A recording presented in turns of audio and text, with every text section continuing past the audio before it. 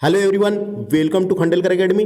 इस लेक्चर में हम अफ्रीका महाद्वीप डिस्कस करेंगे। इसके पहले वाले लेक्चर में हमने एशिया महाद्वीप डिस्कस किए थे और उसके तुरंत बाद वाला जो लेक्चर था वो लूसेंट की बुक से था। लूसेंट में जो थ्योरी दिया हुआ है वो था। इस लेक्चर में हम अफ्रीका महाद्वीप डिस्कस करेंगे एटलस मैप से, और इसके बाद वाले लेक्चर में जो लूसेंट में अफ्रीका महाद्वीप की थ्योरी दी हुई है उसको डिस्कस करेंगे।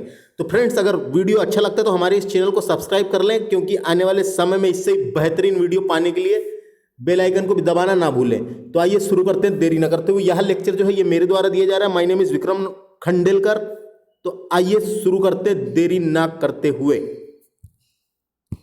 तो देखिए, अफ्रीका महाद्वीप की सबसे पहले अपन भौगोलिक स्थिति देख लेते हैं कि कैसी कैसी इसकी भौगोलिक स्थिति है।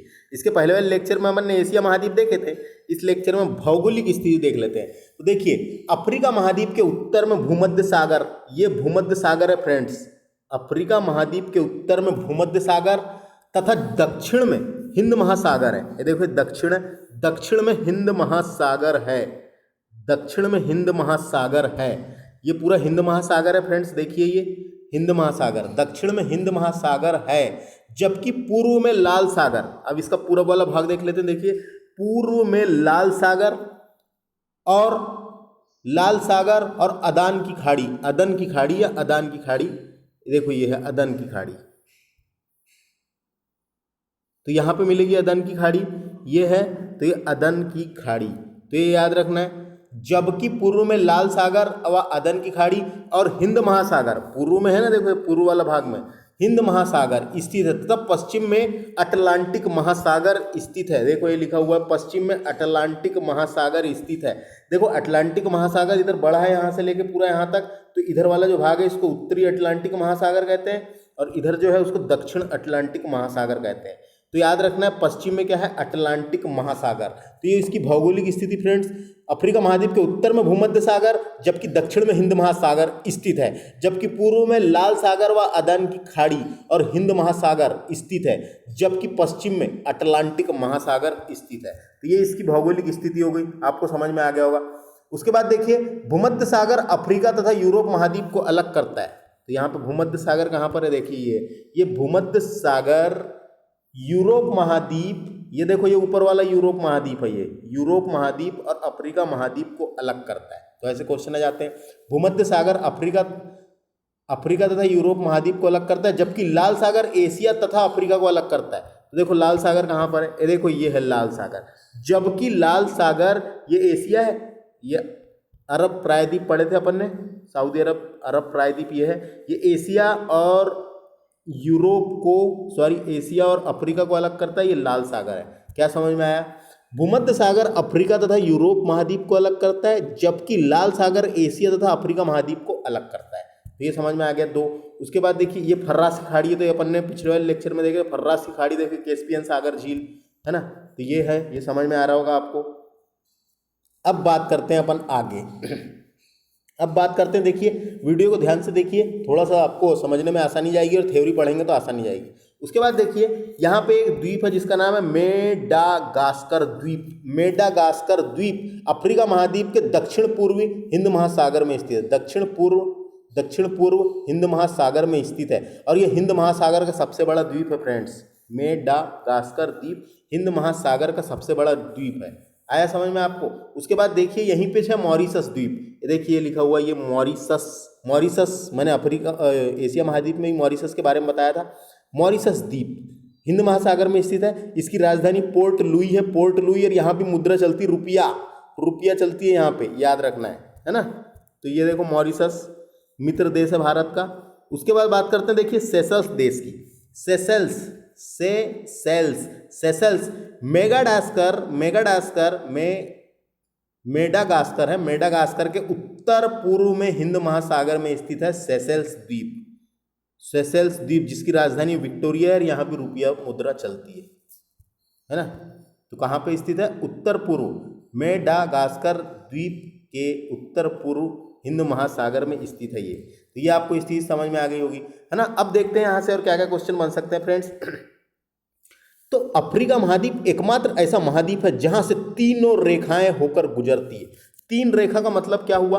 देखिए भूमध्य रेखा, सबसे पहले भूमध्य रेखा की बात कर लेते हैं। जो 0 डिग्री अक्षांश रेखा को भूमध्य रेखा के नाम से जाना जाता है। इसे विषुवत रेखा भी कहते हैं, देखो ये लिखा हुआ है, इसे विषुवत रेखा भी भूमध्य रेखा को ही कहा जाता है। ये 0 डिग्री है ना, तो भूमध्य रेखा भी गुजरती है। और उत्तरी गोलार्ध में जो रेखा है जिसका नाम है कर्क रेखा, देखो कर्क रेखा भी गुजरती है। ये गुजरी कहाँ है? 23.5 डिग्री, देखो ये लिखा हुआ है 23.5 डिग्री उत्तरी गोलार्ध में अक्षांश रेखा को कर्क रेखा के नाम से जाना जाता है। तो ये कर्क रेखा अपने भारत से भी गई है इधर आगे जाके, है ना, तो देखे थे अपन ने। तो कर्क रेखा गुजरती है, एक हो गया ये। उसके बाद ये दक्षिण में 23.5 डिग्री अक्षांश रेखा को मकर रेखा के नाम से जाना जाता है। देखो 23.5 डिग्री कहाँ है? ये देखो ये है मकर रेखा, ये मकर रेखा। तो ये एकमात्र ऐसा महाद्वीप है जिससे तीनों रेखाएं गुजरती है, या दोनों रेखाएं आ सकता है, एक कर्क रेखा और मकर रेखा, और बीच में तो भूमध्य है। तो ये एकमात्र ऐसा महाद्वीप है जिससे तीनों रेखाएं गुजरती है। एशिया महाद्वीप से केवल 2 रेखा गुजरी थी, अपन ने देखे थे, भूमध्य रेखा और कर्क रेखा अपने भारत से गुजरी थी, है ना, तो ये रखना याद। उसके बाद देखिए दोनों गोलार्ध में फैला हुआ एकमात्र महाद्वीप है ये। दोनों गोलार्ध में कैसा? ये 0 डिग्री भूमध्य रेखा हो गई, विषुवत रेखा। इसके ऊपर में जो गोलार्ध रहता है उसको उत्तरी गोलार्ध कहते हैं, और नीचे में दक्षिणी गोलार्ध कहते हैं। जैसे देखिए बताया था मैंने आपको अक्षांश और देशांतर में, ये बीच वाली जो है भूमध्य रेखा, इसको उत्तरी गोलार्ध बोलते हैं, इसको दक्षिणी गोलार्ध, और यहाँ पर है अफ्रीका। तो ऐसा महाद्वीप है जो दोनों गोलार्ध में फैला हुआ है, दोनों गोलार्ध में फैला हुआ है ना। तो चारों गोलार्ध बोले या दोनों गोलार्ध बोले, 4 इसलिए बोला है, 2 रेखा को भी गिना है उसने। तो दोनों गोलार्ध में फैला यह एकमात्र महाद्वीप है अफ्रीका, है ना। उसके बाद अफ्रीका की बात कर लेते हैं। क्षेत्रफल की दृष्टि से यह एशिया के बाद दूसरा सबसे बड़ा महाद्वीप है फ्रेंड्स। सबसे बड़ा महाद्वीप आएगा तो एशिया, दूसरा सबसे बड़ा महाद्वीप पूछेगा तो अफ्रीका है, याद रखना है। अफ्रीका भी पूरे देश की स्थिति देखेंगे अपन कैसी कैसी है करके, है ना, ये समझ में आया होगा आपको।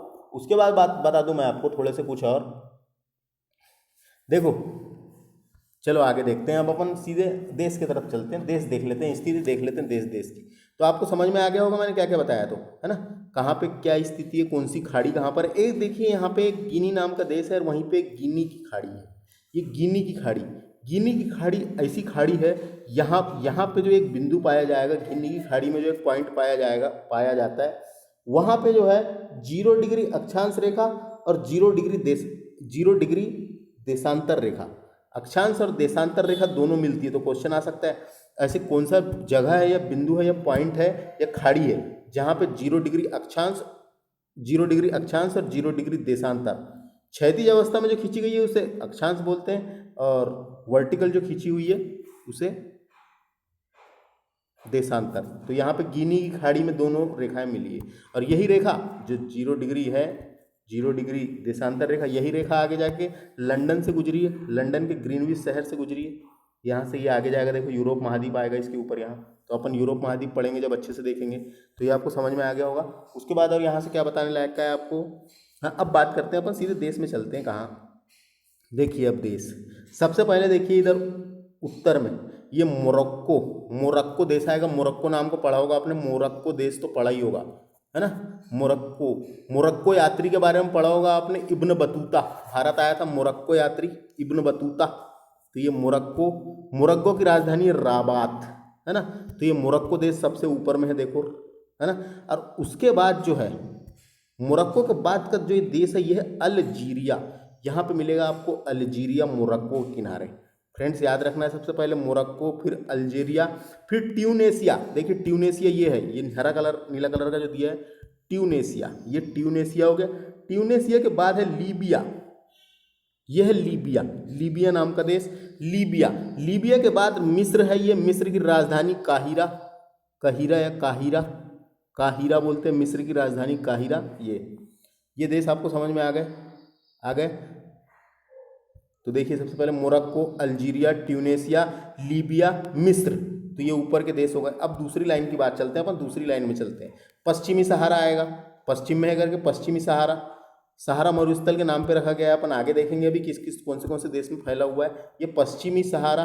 फिर है मारिटानिया नाम का देश मिलेगा। उसके बाद है माली, याद रखना है, पश्चिमी सहारा, मारिटानिया, माली के बाद है नाइजीरिया, नाइजर है, सॉरी नाइजीरिया नहीं है, नाइजीरिया दक्षिण में है, देखो ये नाइजर है, नाइजर। उसके बाद है चाड नाम का देश है। उसके बाद सूडान है, तो सूडान भी दो है, पहले सूडान एक ही था, ये टूट के बन गए दो। सूडान है उत्तरी सूडान और दक्षिणी सूडान। तो सूडान, उत्तरी सूडान को सिर्फ सूडान बोलते हैं, और दक्षिणी सूडान के बारे में आगे मैं बताऊंगा।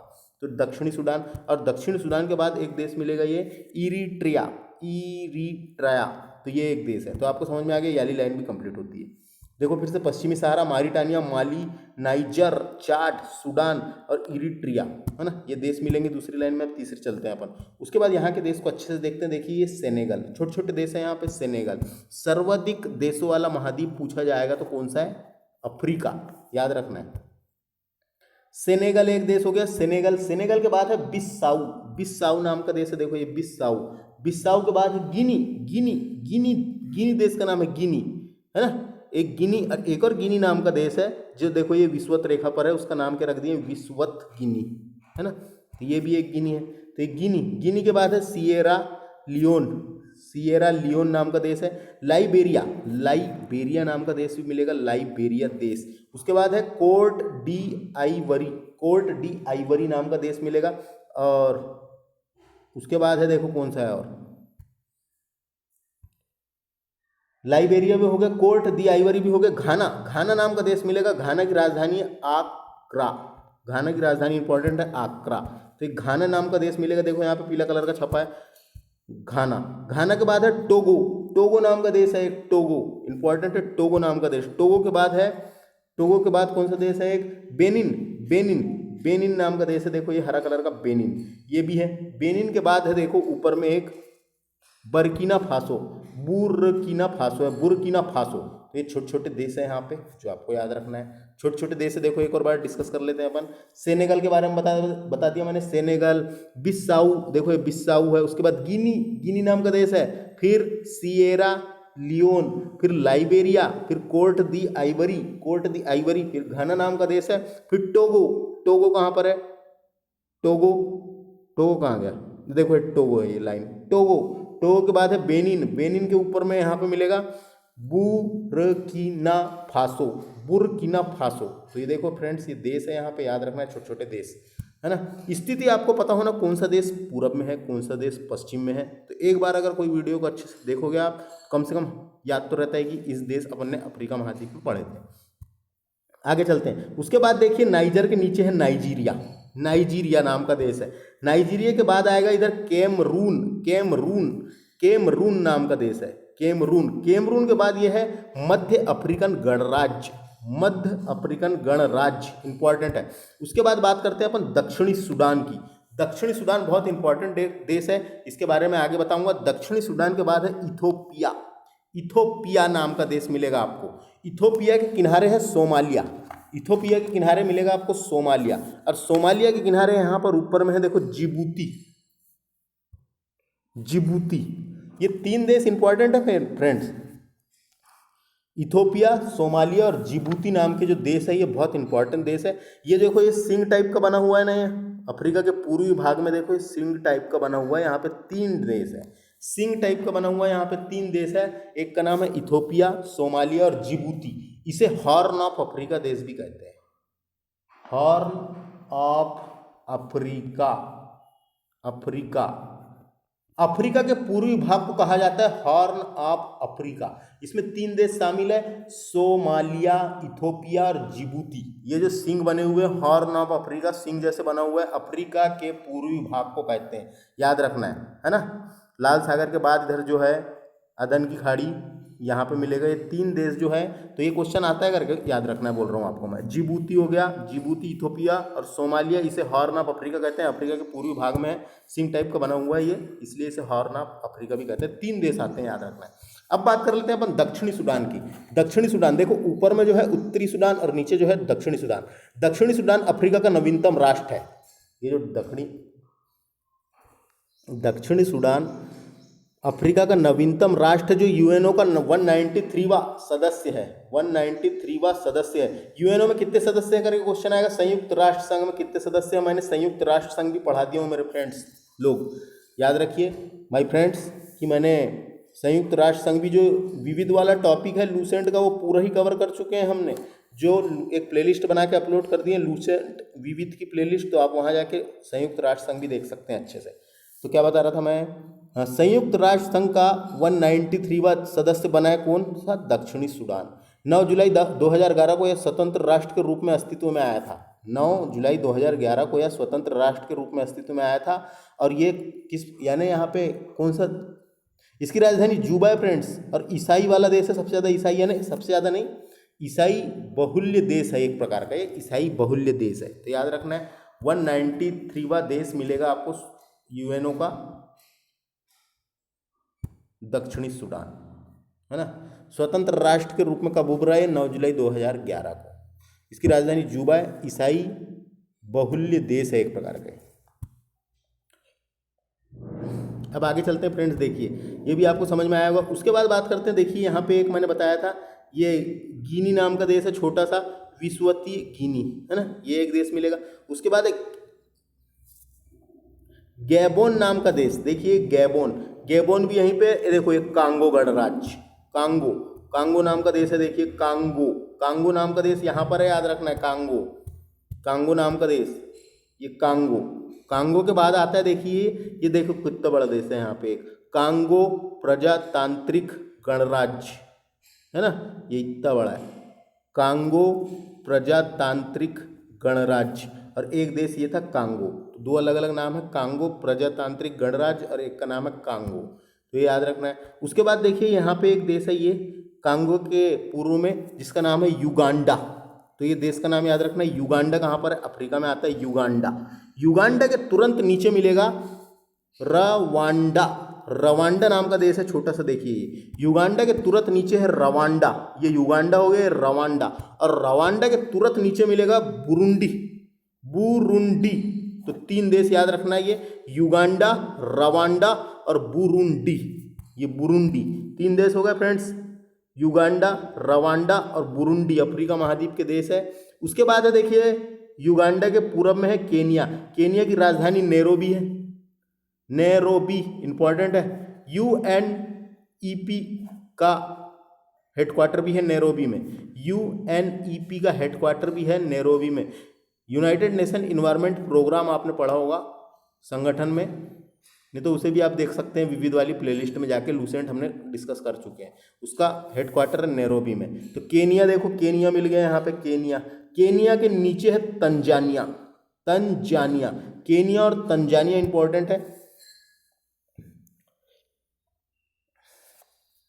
तंजानिया समझ में आ गया किधर है, पूरब में है, हिंद महासागर से लगा हुआ है तंजानिया नाम का देश। उसके बाद देखते हैं अपन, देखो अब वाली लाइन चलते हैं यहाँ से, है ना। उसके बाद आ गया अंगोला नाम का देश, अंगोला, अंगोला, अंगोला के बाद है जाम्बिया, जाम्बिया नाम का देश है पूरब में, जाम्बिया, जाम्बिया के बाद है मोजाम्बिक, ये देखो ये मोजाम्बिक, तीन देश है लाइन से, अंगोला हो गया, जाम्बिया और मोजाम्बिक, तो ये देश है। और जाम्बिया और मोजाम्बिक के बीच में एक देश है जिसका नाम है मालवी, मालवी, तो देखो यहाँ पे भी एक देश है मालवी। मेरा उद्देश्य ये है कि आप ये लेक्चर को एक बार देख लेंगे तो कम से कम आपके माइंड में, आपके ब्रेन में एक इमेज तो बन जाएगी कि इधर साइड कौन सा देश है, उसकी स्थिति क्या है। देखो कोई इंपॉर्टेंट देश की ही राजधानी परीक्षा में पूछी जाती है, ये चर्चा में रहती है जब पूछी जाती है, तो कुछ इंपॉर्टेंट देश है जिनकी खासकर पूछी जाती है, जो मैं आपको आगे बताऊंगा खास कौन सी इंपॉर्टेंट है जो याद रखने लायक है। अभी तो अपन स्थिति देखते हैं। तो ये भी आपको तंजानिया समझ में आ गया, यहाँ पे मालवी बता दिया मैंने। उसके बाद यारी लाइन चलते हैं, देखिए नामीबिया, नामीबिया, नामीबिया नाम का देश मिलेगा आपको, ये है देखो, ये पश्चिम में अफ्रीका के नामीबिया। नामीबिया के बाद है बोत्सवाना, बोत्सवाना नाम का देश है, बोत्सवाना, नामीबिया, बोत्सवाना। और उसके बाद है जिम्बाब्वे, जिम्बाब्वे की राजधानी इंपॉर्टेंट है हरारे, हरारे, जिम्बाब्वे की राजधानी हरारे, ये इंपॉर्टेंट है फ्रेंड्स। ऐसी राजधानी परीक्षा में आती है जो इंपॉर्टेंट रहती है, नामीबिया, बोत्सवाना, जिम्बाब्वे। और उसके बाद मोजाम्बिक तो अपन ने पढ़ ही लिए थे। उसके बाद नीचे चलते हैं, देखिए नीचे एक बड़ा देश है यहाँ पे, थोड़ा सा बड़ा है, जिसका नाम है दक्षिण अफ्रीका, दक्षिण अफ्रीका इंपॉर्टेंट है, दक्षिण अफ्रीका। दक्षिण अफ्रीका की तीन राजधानी है फ्रेंड्स, दक्षिण अफ्रीका की तीन राजधानी है और तीनों इंपॉर्टेंट है, तीनों इंपॉर्टेंट है। तीनों बताऊँ क्या आपको मैं, 3 राजधानी है, तीनों का नाम याद रखना जरूरी है। दक्षिण अफ्रीका की 3 राजधानी है और यहाँ पे जो मुद्रा चलती है उसका नाम है रैंड, है ना। 3 राजधानी है, तीनों राजधानी को देख लेते हैं। दक्षिण अफ्रीका की कौन सी 3 राजधानी है। दक्षिण अफ्रीका की 3 राजधानी है। एक राजधानी का नाम है प्रीटोरिया। प्रीटोरिया, ये जो प्रीटोरिया देखो मैंने टिक लगाया हूं, प्रीटोरिया जो है ये कार्यपालिका राजधानी, कार्यपालिका याद रखना है, कार्यपालिका राजधानी है प्रीटोरिया। उसके बाद दूसरी है ब्लूम फाउंटेन। ब्लूम फाउंटेन, ये इंपॉर्टेंट है। ब्लूम फाउंटेन जो है ये न्यायिक राजधानी है, न्यायिक राजधानी है। तो ये बाद में अच्छे से और डिस्कस करेंगे अपन।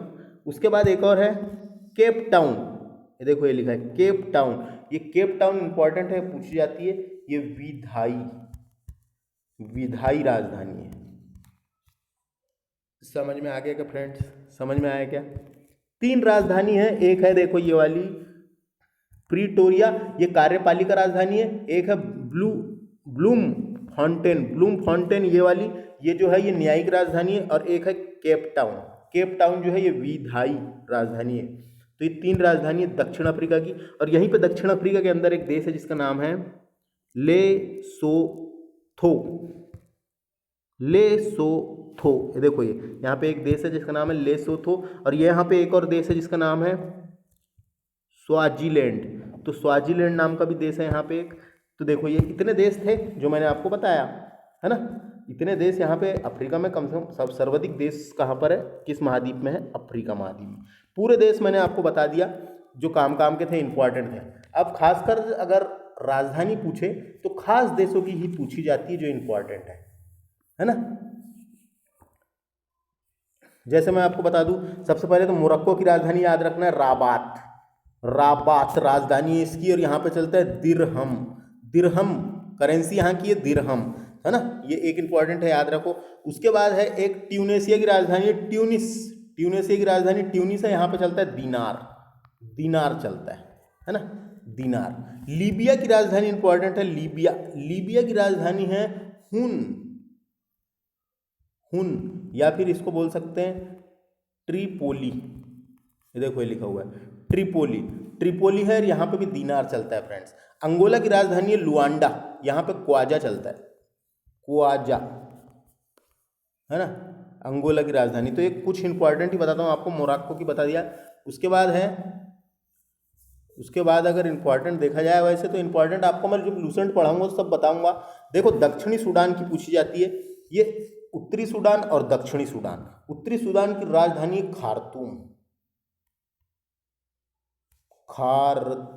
और दक्षिणी सूडान की राजधानी जूबा। और यहाँ दोनों में मुद्रा चलती है पाउंड। मुद्रा यहाँ पे करेंसी क्या है, पाउंड। तो याद रखना है फ्रेंड्स। उसके बाद बात करते हैं अपन जिम्बाब्वे की राजधानी पूछी जाती है हरारे राजधानी है यहाँ की। और यहाँ चलता है डॉलर, यहाँ की करेंसी डॉलर। मिस्र की राजधानी पूछी जाती है, मिस्र की राजधानी है काहिरा और यहाँ चलता है पाउंड चलता है यहाँ पे, है ना। ये हो गया जाम्बिया पढ़े थे अपने, जाम्बिया देखो ये है, ये यहाँ पे थी। जाम्बिया की राजधानी है, जाम्बिया की लूसाका और यहाँ पे चलता है क्वाजा करेंसी, है ना। उसके बाद केनिया की तो इंपॉर्टेंट है, मोस्ट इंपॉर्टेंट। केनिया की राजधानी है नैरोबी और यहाँ की मुद्रा है, केनिया की राजधानी है नैरोबी है और यहाँ की मुद्रा है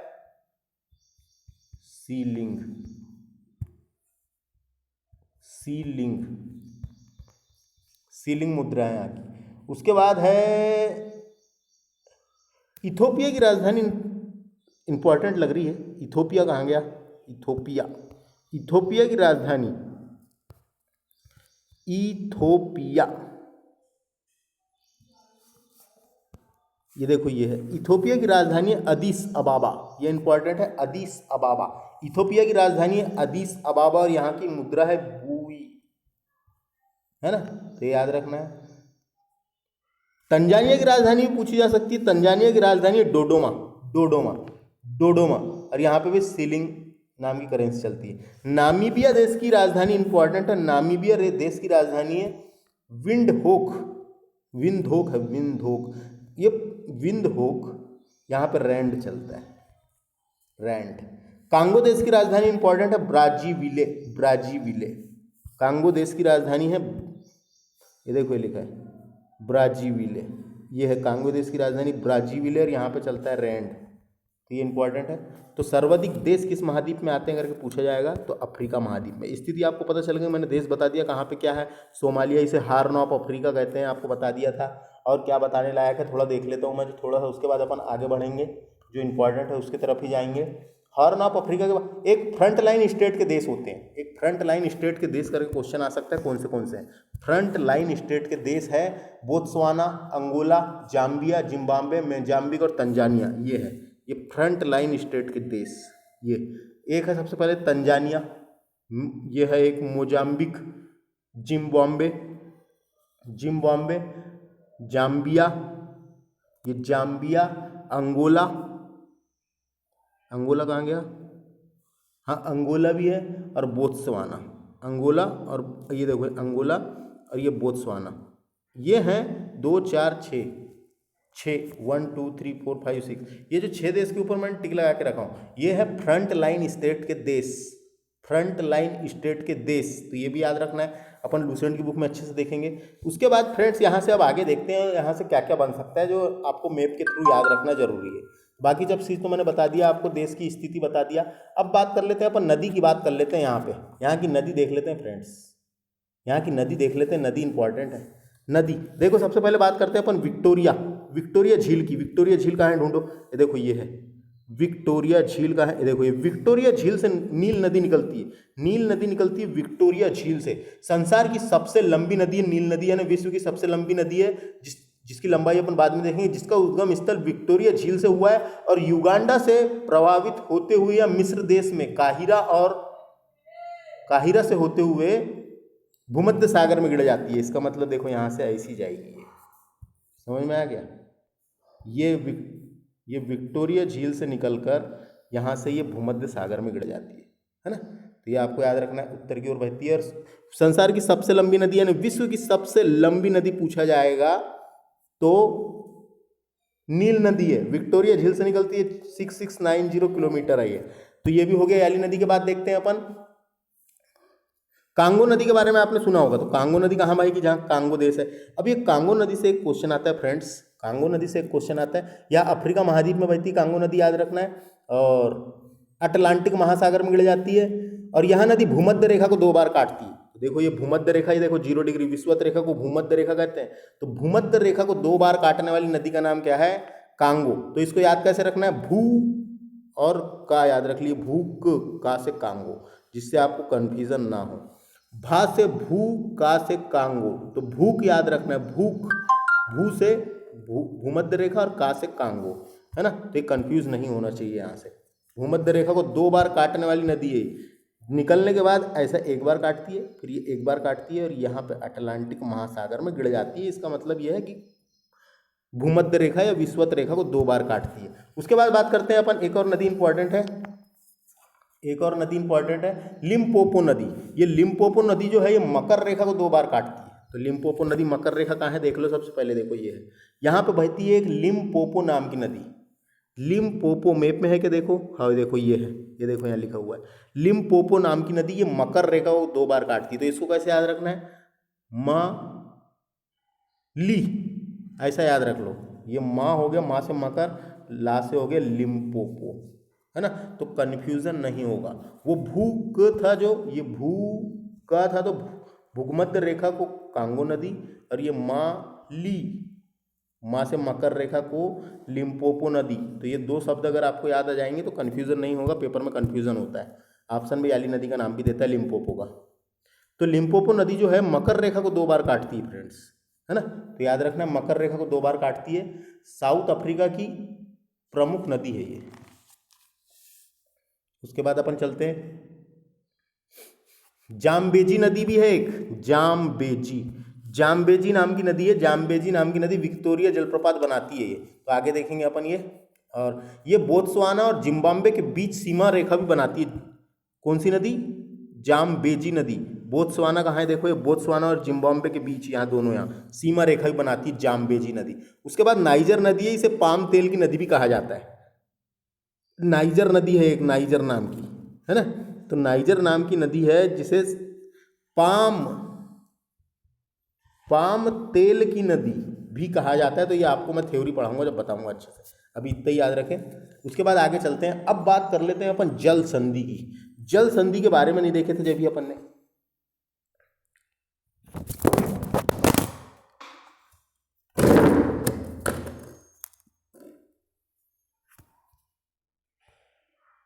आगे चलते हैं फ्रेंड्स, मोबाइल नीचे गिर गया था तो आगे चलते हैं। देखिए अब बात करते हैं अपन, सबसे पहले आपको बता दूं ये भूमध्य सागर है और ये लाल सागर है।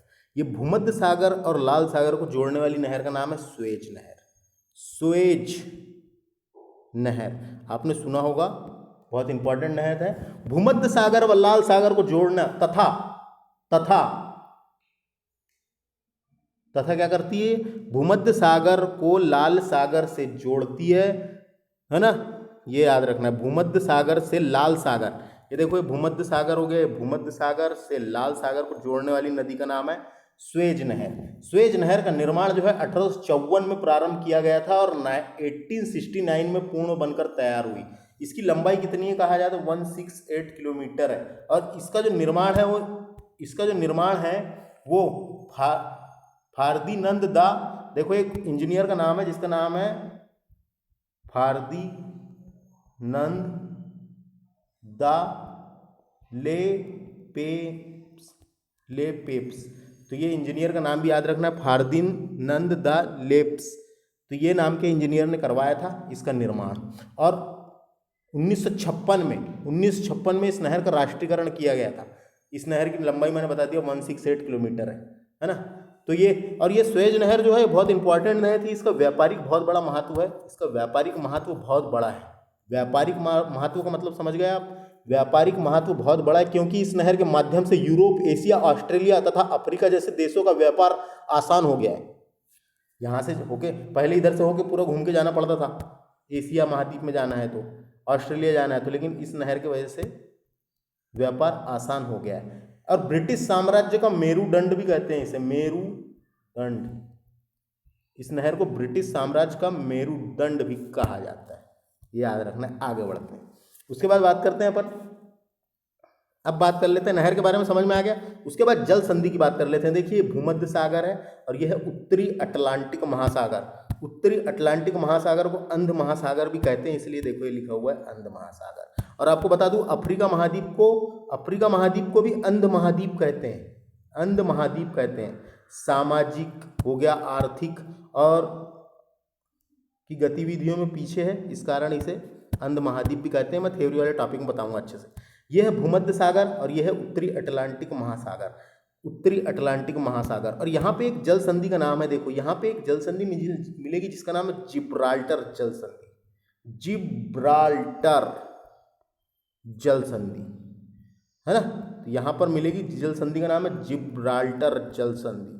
डायरेक्ट क्वेश्चन आएगा, जिब्राल्टर जल संधि जो है भूमध्य सागर को अटलांटिक महासागर से जोड़ती है, भूमध्य सागर को उत्तरी अटलांटिक महासागर से जोड़ती है तथा अफ्रीका को यूरोप देश से अलग करती है, यानी अफ्रीका को यूरोप महाद्वीप से अलग करती है। देखो ये ऊपर साइड में जो है ये कौन सा महाद्वीप है, ये यूरोप महाद्वीप है। और यूरोप महाद्वीप में भी कौन सा देश है, यहाँ पे स्पेन देश को अलग करती है। स्पेन देश है ना, यहाँ पे ये स्पेन है, स्पेन। और नीचे में अफ्रीका है और नीचे में कौन सा देश है, मोरक्को देश, है ना।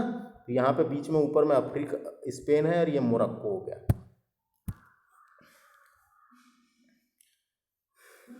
कभी क्वेश्चन आया आपको जिब्राल्टर जल संधि से कहाँ प्रवेश किया जा सकता है, कभी आपको क्वेश्चन बना जिब्राल्टर जल संधि से कहाँ प्रवेश किया जा सकता है, तो उत्तरी अटलांटिक महासागर में प्रवेश किया जा सकता है। जिब्राल्टर को अटलांटिक भूमध्य सागर का प्रवेश द्वार भी बोलते हैं या अटलांटिक महासागर का प्रवेश द्वार भी बोलते हैं, वो अपन आगे थ्योरी में पढ़ेंगे। तो ये समझ में आ गया, भूमध्य सागर होते हुए आपको अगर उत्तरी अटलांटिक महासागर में जाना है तो जिब्राल्टर जल संधि को पार करके जाना पड़ेगा। समझ में आ गया ये। तो क्या था इसकी डेफिनेशन, यानी इसके बारे में बोला जाए तो भूमध्य सागर को अटलांटिक महासागर से जोड़ती है तथा अफ्रीका को यूरोप से अलग करती है, जिब्राल्टर जल संधि। है ना। ये एक जल संधि थी यहाँ पे जो इंपॉर्टेंट थी, इसलिए आपको मैंने बताया। उसके बाद आगे चलते हैं यहाँ से, और क्या इंपॉर्टेंट है ये देखो, ये दक्षिण दक्षिण दक्षिण अटलांटिक महासागर है, और यहीं पे एक द्वीप है जिसका नाम है, देखिए, सेंट हेलेना द्वीप। ये यूके का कब्जा है यहाँ पे, देखो लिखा भी है यहाँ पे, यूके का हिस्सा है ये। सेंट हेलेना द्वीप हिंद महासागर में स्थित है ना, ये याद रखना है। हिंद महासागर, सॉरी सॉरी सॉरी गलत बोल दिया, सेंट हेलेना द्वीप दक्षिणी अटलांटिक महासागर में स्थित है, तो ये याद रखना है। उसके बाद और देखते हैं यहाँ से क्या इंपॉर्टेंट है। अब इस देश के अपन मरुस्थल देख लेते हैं। मरुस्थल है ना, रेगिस्तान है। मरुस्थल दो प्रकार के होते हैं, ठंडा मरुस्थल, गर्म मरुस्थल, लेकिन यहाँ पे गर्म ही है। तो सबसे पहले बात करते हैं अपन सहारा मरुस्थल की। सहारा मरुस्थल यह विश्व का सबसे बड़ा मरुस्थल है, जिसका क्षेत्रफल 84 लाख किलोमीटर है, वर्ग किलोमीटर है। सहारा मरुस्थल की बात कर रहे हैं, यह विश्व का सबसे बड़ा मरुस्थल है, जिसका क्षेत्रफल 84 लाख वर्ग किलोमीटर है। यह मरुस्थल का विस्तार पश्चिमी सहारा, देखिए देश का नाम बता रहा हूं मैं अब, यह मरुस्थल का विस्तार पश्चिमी सहारा, मोरक्को, अल्जीरिया और ट्यूनेशिया तक है। तो इतने देश में फैला हुआ है ये। कर्क रेखा गुजरती है यहाँ से, कर्क रेखा से गया है, कर्क रेखा गुजरी है और कर्क रेखा में है यहाँ पे, है ना। वैसे ही अपने यहाँ कर्क रेखा गुजरी है, और कर्क रेखा के ऊपर में है थोड़ा सा कौन सा, भारत में थार मरुस्थल, और वही कर्क रेखा के आगे अफ्रीका महाद्वीप में मिलेगा आपको सहारा मरुस्थल, जो विश्व का सबसे बड़ा मरुस्थल है, 84 लाख वर्ग किलोमीटर। सहारा मरुस्थल पश्चिमी सहारा, मोरक्को और अल्जीरिया और ट्यूनेशिया देश में विस्तृत है। उसके बाद कालाहारी का मरुस्थल देख लेते हैं अगला। यह बोत्सवाना देश में है, बोत्सवाना देश, यहाँ पे है कालाहारी का मरुस्थल। कालाहारी मरुस्थल नाम है, कालाहारी का मरुस्थल, बोत्सवाना देश में, याद रखना है ना। उसके बाद है, बस दो मरुस्थल यहाँ से याद रखिए। उसके बाद यहाँ कुछ कुछ जनजाति पाई जाती है, जो मैं आपको वहीं बताऊंगा कहाँ, जब आपको थ्योरी पढ़ाऊंगा।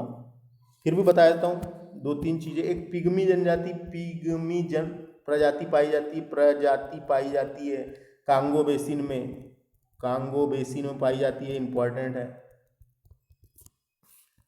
उसके बाद यहाँ की पर्वतमालाएं देख लेते हैं। यहाँ भी पर्वतमाला है ना, यहाँ पे एक नाम है एटलस पर्वतमाला, यहाँ पे एक पर्वतमाला का नाम है एटलस पर्वतमाला। कहाँ पर, अगर एक क्वेश्चन आता है एटलस पर्वतमाला, ये एटलस पर्वतमाला है अफ्रीका महाद्वीप की सबसे लंबी पर्वतमाला, या मोरक्को देश, देखिए कहाँ पे है ये मोरक्को देश, अल्जीरिया तथा ट्यूनेशिया तक विस्तृत है। यह पर्वतमाला है ना, यहाँ पे है ये पर्वतमाला, ये ऐसा, जिसका नाम क्या है, एटलस पर्वतमाला, एटलस पर्वतमाला, है ना, ये याद रखना है।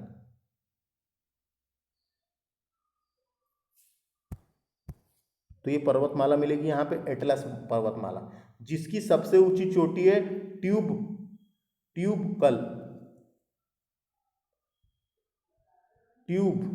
कल, जिसकी सबसे ऊंची चोटी है ना। तो ये देख लेना है आपको।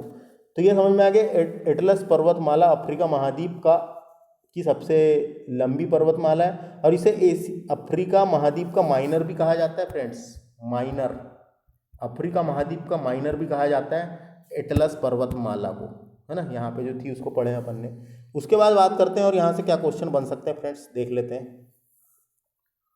यहाँ पे एक राष्ट्रीय उद्यान है, बहुत इंपॉर्टेंट है, एक राष्ट्रीय उद्यान इंपॉर्टेंट है यहाँ का, किलिमंजारो राष्ट्रीय उद्यान।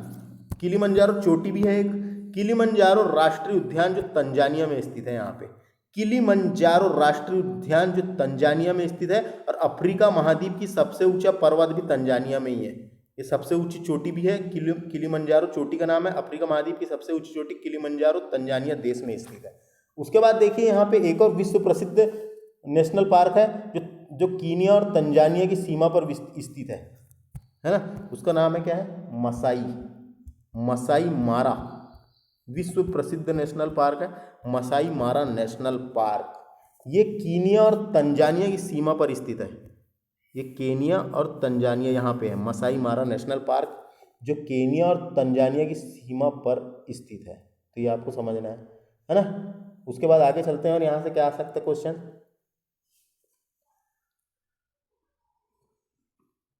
उसके बाद यहाँ से देखा जाए तो यहाँ पे घास के मैदान पाए जाते हैं, वो तो आपको पता ही होगा। अफ्रीका महाद्वीप में उष्ण कटिबंधीय घास के मैदान पाए जाते हैं। उष्ण का मतलब होता है गर्म, कटिबंधीय यानी उष्ण वाले क्षेत्र में, यानी भूमध्य रेखा वाले क्षेत्र में 0 से 30 डिग्री, 0 से 30 डिग्री दोनों गोलार्ध में जो पाए जाते हैं, 0 से 30, उसे उष्ण कटिबंधीय घास के मैदान कहते हैं। और यहाँ पे जो घास के मैदान पाए जाते हैं उसका नाम है सवाना। पढ़ा होगा आपने, इसके पहले वाले लेक्चर में बताया था मैंने, सवाना नाम के घास के मैदान पाए जाते हैं, जो उष्ण कटिबंधीय घास के मैदान है, जो उष्ण कटिबंधीय घास के मैदान है। और यहाँ पे एक और पाए जाते हैं जिसका नाम है वेल्ड नाम के घास के मैदान, है ना, जो मैं बताता हूँ आपको। यहाँ पाए जाते हैं वेल्ड नाम के घास के मैदान, वेल्ड घास के मैदान। और ये कहाँ पर है? ये है दक्षिण अफ्रीका में पाए जाते हैं वेल्ड नामक घास के मैदान। और ये जो वेल्ड नाम के घास के मैदान है, ये शीतोष्ण कटिबंधीय घास के मैदान है फ्रेंड्स। काय की मकर रेखा गुजरी है, और मैंने बताया था आपको इसके बाद का जो क्षेत्र है ये शीतोष्ण कटिबंधीय क्षेत्र कहलाता है, और ये बीच वाला जो है ये उष्ण कटिबंधीय क्षेत्र, ये शीतोष्ण कटिबंधीय क्षेत्र है ना। 0 से लेकर 30 डिग्री तक के उष्ण कटिबंधीय और 30 से लेकर 50 तक के शीतोष्ण कटिबंधीय। तो शीतोष्ण कटिबंधीय होगा ना यहाँ पे है, तो यहाँ पे कौन सा घास का मैदान है जिसका नाम है वेल्ड नामक घास के मैदान, दक्षिण अफ्रीका में स्थित है, जो शीतोष्ण कटिबंधीय घास के मैदान है। और ये जो सवाना थे ये उष्ण कटिबंधीय घास के मैदान थे फ्रेंड्स, है ना। तो ये आपको समझ में आ गया होगा। उसके बाद और आगे देखते हैं क्या इंपॉर्टेंट रह गया है। यहाँ पे खनिज भी होता है फ्रेंड्स, 2 खनिज इंपॉर्टेंट है दक्षिण अफ्रीका के 2 खनिज इंपॉर्टेंट है। एक खदान का नाम है जोहान्सबर्ग की खदान, ये सोने से संबंधित है, याद रखना है, सोने की खान है ये जोहान्सबर्ग। और एक खान का नाम है जिसका नाम है किम्बरले। ये किम्बरले की खान हीरे से संबंधित है, हीरे की खान है, तो याद रखना है, गलत नहीं करना है। जोहान्सबर्ग जो है वो सोने की खदान है, और ये जो है ये हीरे की खदान है। तो यहाँ 2 खनिज इंपॉर्टेंट है दक्षिण अफ्रीका के। उसके बाद आगे चलते हैं। देखिए दक्षिण अफ्रीका में, यूरोप महाद्वीप के दक्षिण अफ्रीका में यहाँ पे एक बिंदु है फ्रेंड्स, उसका नाम है केप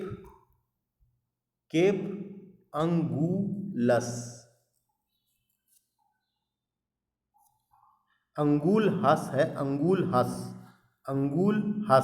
अंगुलहस नाम का बिंदु है ये जो है अफ्रीका महाद्वीप का आखिरी बिंदु है फ्रेंड्स, अफ्रीका महाद्वीप का आखिरी बिंदु है ये। और ये अटलांटिक महासागर और हिंद महासागर का विभाजक बिंदु भी है ना। ये देखो इधर साइड में अटलांटिक महासागर, ये हिंद महासागर का विभाजक बिंदु, ये विभाजित बिंदु भी बोल सकते हैं, बनाता है, तो ये विभाजित बिंदु है। तो यहाँ पे एक बिंदु है जिसका नाम है केप अंगुलहस, तो याद रखना है अफ्रीका महाद्वीप का सबसे आखिरी बिंदु है।